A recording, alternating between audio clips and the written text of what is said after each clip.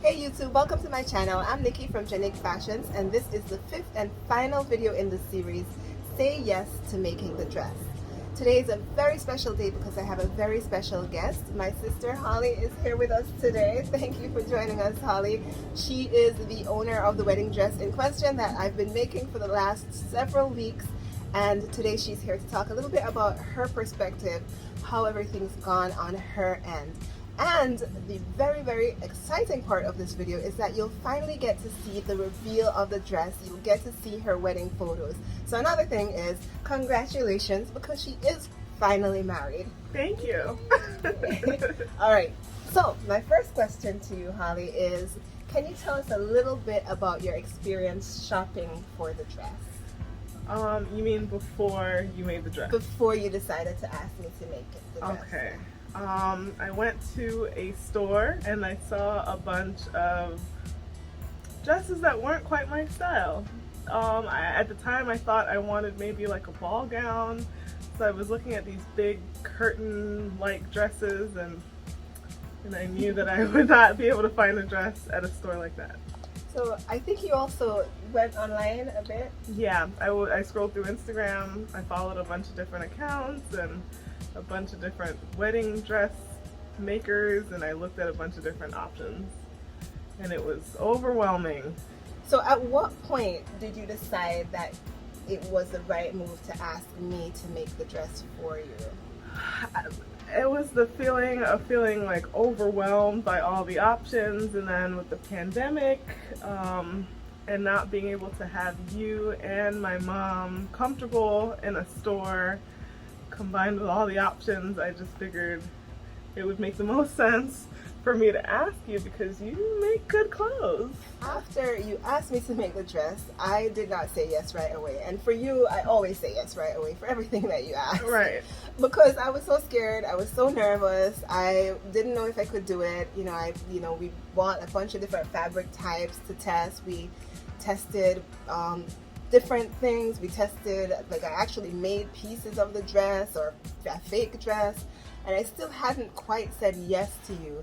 I was so nervous. Were you nervous at any point? No. Once I asked you to make the dress and you actually entertained me, like you actually listened to the question and didn't say hell no, then I just believed you were gonna make it. Oh my goodness. I have to admit to you right now that probably the only thing that actually led me to finally saying yes was that the fact that I took so long to say yes that by the time, if I had said no at that point, you would probably be out of many options. So I felt like, all right, since I procrastinated on this decision for so long, I owed you a yes. I was still very, very scared. I feel like you said, oh, I'll think about it, and I was like, I'll just take that as a yes. I feel like that was my response. You probably don't remember, but that was how I was feeling. Oh yeah, it was definitely not a yes. So did you not think of any backup plans? Was there no plan B, plan C? No. Why would I need a backup plan? Oh my goodness. She makes clothes. Like, I don't understand. But I do have to let you know that there was a point before the pandemic when I was talking to our mother, and I said to our mother that it would be so special for me to be able to have the skill level to make this dress for my sister. And I was a little bit sad that I didn't have that level of skill yet. And then the pandemic happened and I was in lockdown, and then I just started to sew like a crazy person. And so my skill level did increase, but it was not yet where I think she thought it was, but I think it worked out. It definitely worked out. So when I did finally say yes, probably one of the most fun parts of the process for me was when we jumped on the Zoom call and we actually designed the dress together. So my sister had this stuff in mind, she said a ball gown, we started there. We started with a big floofy ball gown, a sketch of it, and she was like, yeah, no, maybe a little smaller.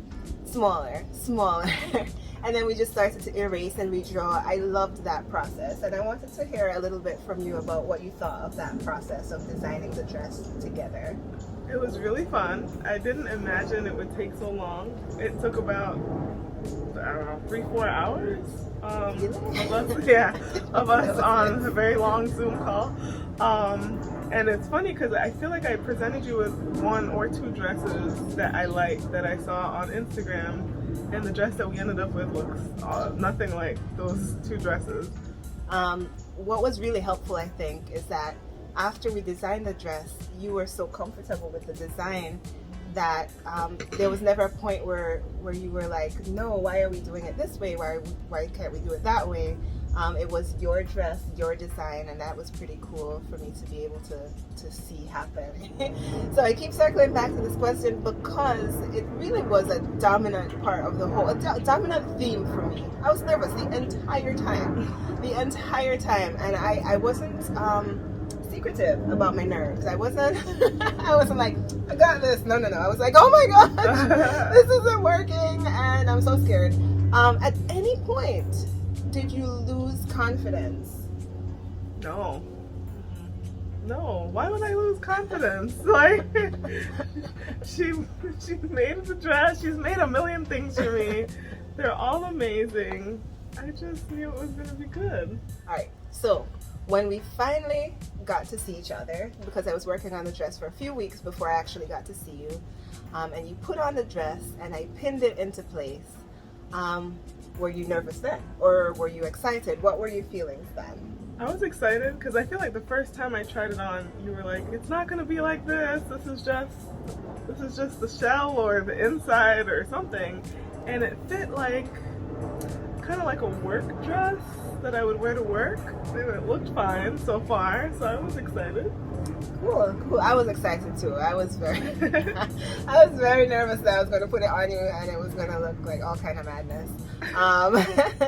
But it did look pretty good for the beginning. Fitting was quite the adventure. Every single time you had to try on the dress, you had to go through quite a lot. I want to tell the audience what it was like from start to finish when you had to fit the dress. Well, you made me shower like 10 times every time it was time to try on the dress. Couldn't put on any lotion, no perfume, no oil. I could put on a bit of deodorant. Yes, deodorant. But every time I tried that dress on, I was super dry and crispy. And then there was a little hole like at the bottom of the dress where I was to step through, and even though my feet are small, it had to like hold on to you when I was stepping into the dress. Then it was a challenge for some reason getting it over my bosom. It was like a tight squeeze, but then it didn't look tight. It was weird. And most excitingly, when it was time to pull it up, it was like I had to contort my body. I'm pretty bendy, but I had to contort my body really interestingly just to get the dress up. Yes, so fitting the dress was really hard. So for that reason, I had to be mindful. I couldn't ask her to try on the dress as many times as I wanted to. If it were up to me, I would have her try it on like 5 times a day.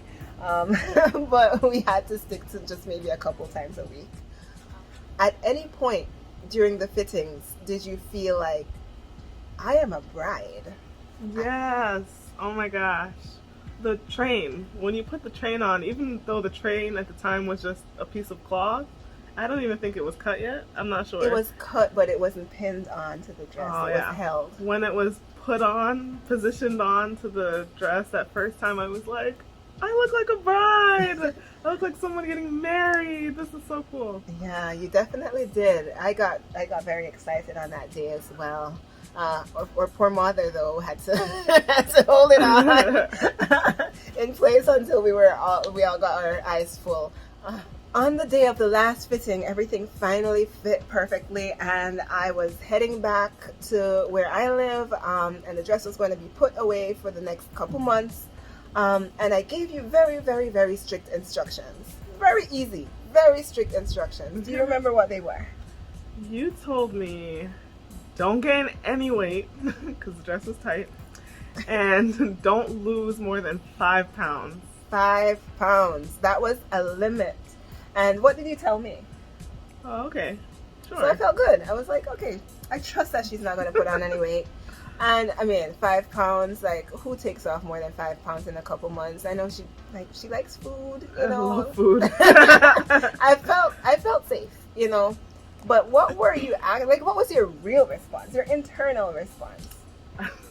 I'm gonna make sure. My goal was really to lose like 10-15 pounds, because the dress looked great, but my belly that I was sucking in every fitting needed a little more than 5 pounds to look the way I wanted it to look. So I was like, yeah, 5 pounds.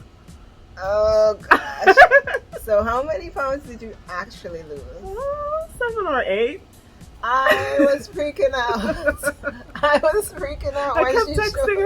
kept texting her my weight loss progress, and her response every time was like, "Can you stop?" Yeah, stop. And then my mom told me, "Oh, have you seen a picture of your sister recently? She looks so skinny." And I was so scared. And so I just kept praying and praying and praying. And so the night of the rehearsal dinner, I was like, here's some food. you should eat this. So when we finally got your wedding dress on your wedding day, tell us, how did you feel? Oh my gosh, I felt amazing. I looked down at my belly. It was looking nice. I felt secure. The hips looked good.